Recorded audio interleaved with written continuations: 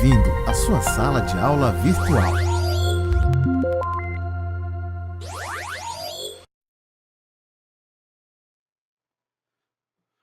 Olá, pessoal. Legal, né?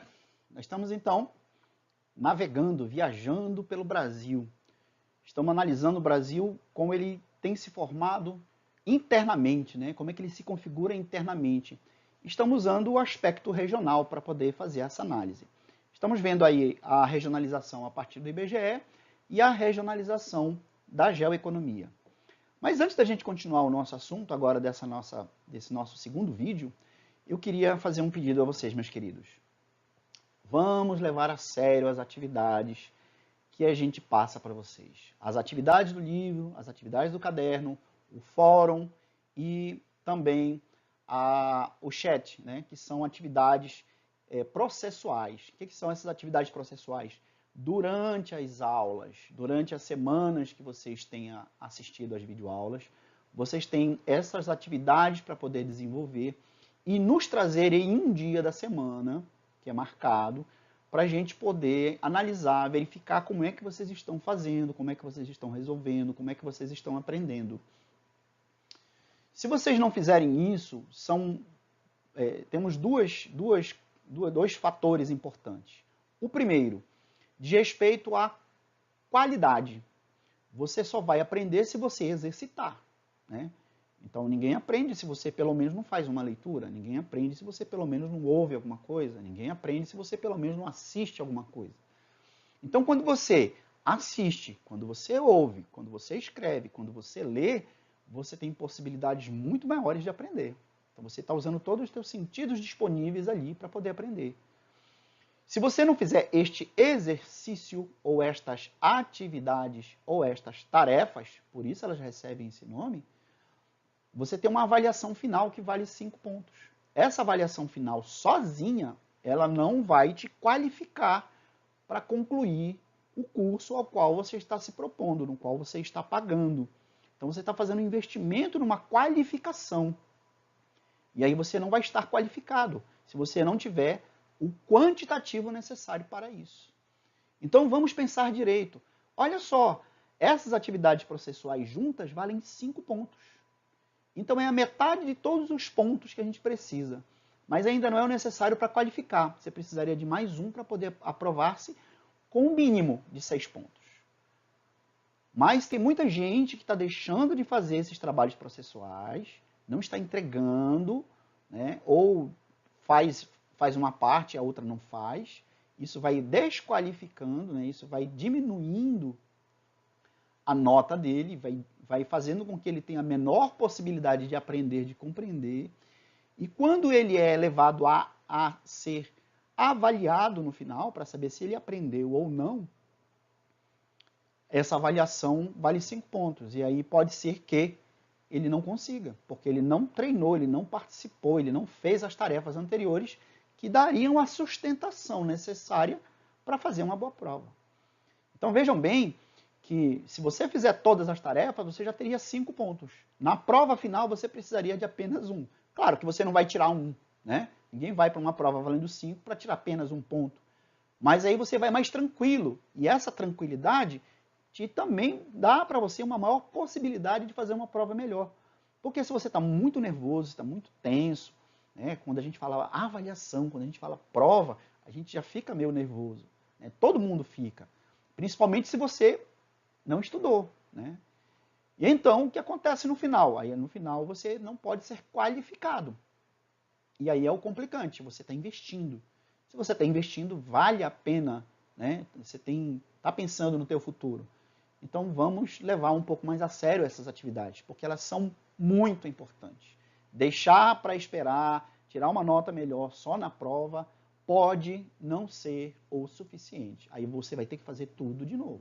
Então, ao invés de fazer uma coisa 2 vezes, faz uma bem feita. Ok, pessoal? Então, é o recado que eu dou para vocês, né? Vamos lá, vamos levar um pouco mais a sério. E a gente vai continuar, então, essa nossa segunda videoaula com a região norte. Ok, pessoal? Então, vamos lá.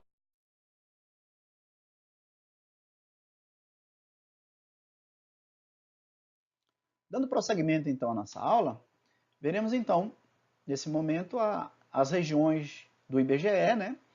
Enfatizando a região norte, nordeste e sudeste. Vamos lá? Vamos ver então a primeira região, que é a região norte. Ela é formada pelos estados do Pará, Amazonas, Amapá, Roraima, Rondônia, Acre e Tocantins, né? Essas são as siglas das federações. Ela é caracterizada pela paisagem da vegetação equatorial ou pluvial tropical, né? Que é a floresta amazônica. Tem um clima predominante do tipo equatorial ou tropical úmido, né? Porque está entre os trópicos e tem muita chuva nessa área. Com temperaturas elevadas o ano todo e com 2 estações do ano bem definidas pelas quantidades de chuva, né? Então, destacamos também a maior bacia hidrográfica do mundo, a do Amazonas, e o maior aquífero subterrâneo do mundo, que é o de Alter do Chão. Então, só para vocês verem essa região, então ela é bem abastecida pelo aspecto hidrográfico, né? A presença de água doce nessa área, ela é fundamental, inclusive, para a existência da própria floresta, como a gente já pode falar em algum outro momento. É a maior região do Brasil, onde temos a menor densidade demográfica do país, cerca de 4 habitantes por quilômetro quadrado. Isso porque nós temos quase a metade do território nacional e um crescimento populacional, um número de habitantes muito pequeno, proporcionalmente falando, né? Então, nós temos uma população pequena para uma área muito grande dentro do território nacional. Essa aí é a nossa região norte. Para ilustrar, né? Vamos usar aqui, vocês vão ver aqui Tocantins, Pará, Amapá, Roraima, Amazonas, Rondônia e Acre. Esses são estados da região norte, né? É importante destacar aí que é a maior região do país, né? Essa dimensão territorial toda dela aí, ela pega cerca de 47% de todo o território nacional.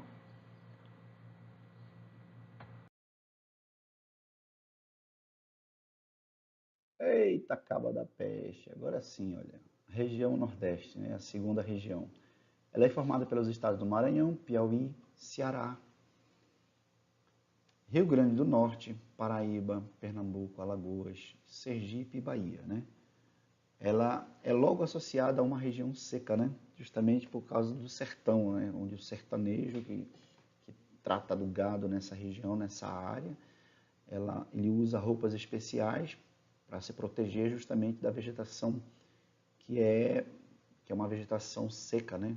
Espinhenta, e ele usa roupa de couro, que é da matéria-prima do gado no qual eles criam na região, e por ser uma região também muito seca, né? Então, isso aí é uma forma de proteger das condições climáticas e das condições da vegetação do local.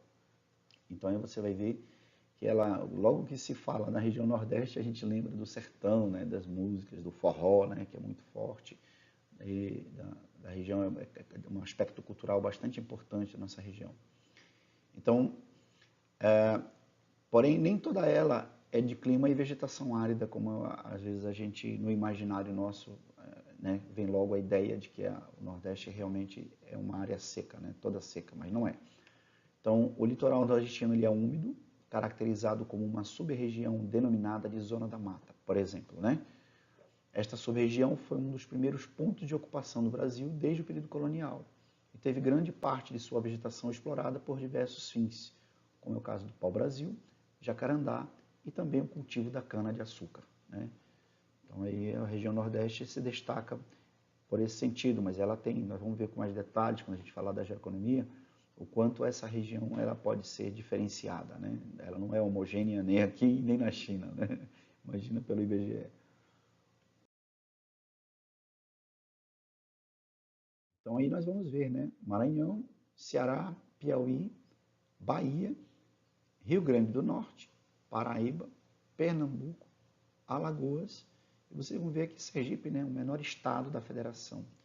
E a Bahia, né? Que a Bahia é muito conhecida lá pelo Pelourinho, né? Muito conhecido pela capoeira, pelas atividades culturais associadas à afrodescendência, né? Então, muito forte, porque justamente foi uma das primeiras regiões a serem ocupadas pelos colonizadores, onde teve a mais bem-sucedida exploração da cana-de-açúcar, né? Que foi o segundo ciclo econômico do Brasil. Então, é uma região realmente de grande destaque, porque ela foi importante durante esse período colonial, e depois ela perde esse nível de importância, mas ainda assim ela continua desenvolvendo essas atividades importantes, inclusive da própria plantação de algodão, cana-de-açúcar, depois posteriormente a produção de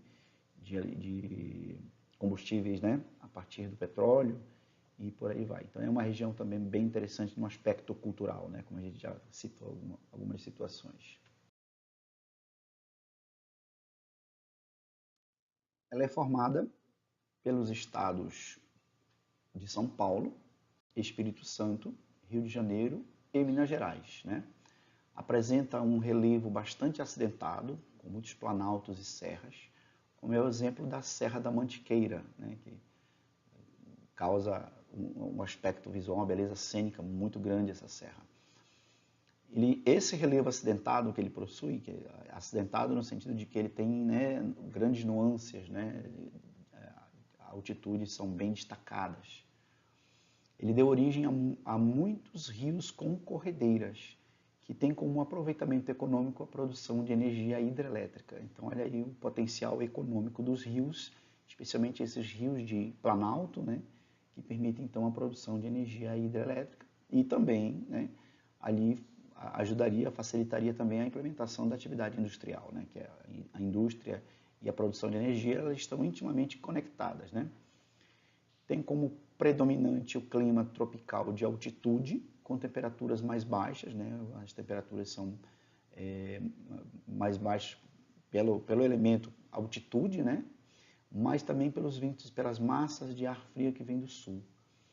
A vegetação varia de acordo com o clima, né? Você vai ver, por exemplo, ao norte de Minas Gerais, o clima é tropical semiárido, parecido com o que ocorre na região nordeste, o que resulta da ocorrência da vegetação de caatinga, né?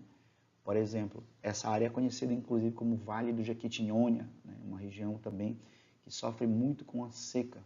Quando o Nordeste, na região do Sertão, também tem uma escassez maior de água durante o ano, essa região também do norte de Minas Gerais sofre igual, né? Semelhante, porque é uma região que tem a mesma característica fisiográfica do sertão nordestino.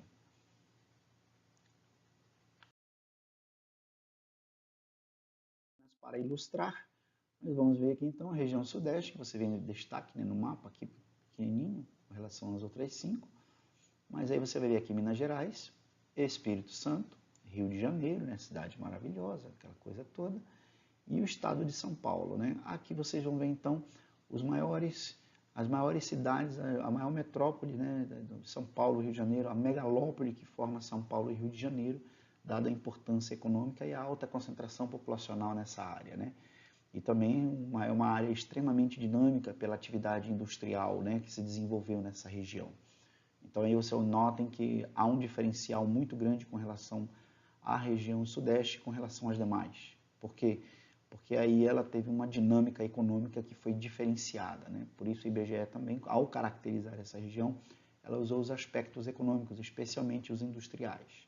Então as demais ele caracterizou como regiões homogêneas, né? Regiões com as mesmas características fisiográficas, mas a região sudeste ela foi caracterizada pela dinâmica econômica e pela política econômica que se desenvolveu nessa área, né?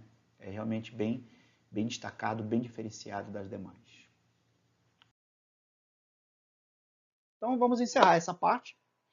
Aqui nós falamos sobre a região norte, nordeste e sudeste, né? Vimos como é que ela se forma, como ela é configurada, sob a ótica do IBGE. E no próximo vídeo nós iremos falar sobre as outras duas regiões, que é a região sul e a região centro-oeste. Neste vídeo nós não teremos atividade. Vamos ter atividade quando a gente concluir essa parte, quando a gente tiver concluído a parte do IBGE e começarmos a falar a respeito da região centro-sul. Aí eu vou passar uma outra atividade para vocês na sequência do livro de vocês. Mais uma vez, não esqueçam de fazer as tarefas, ok?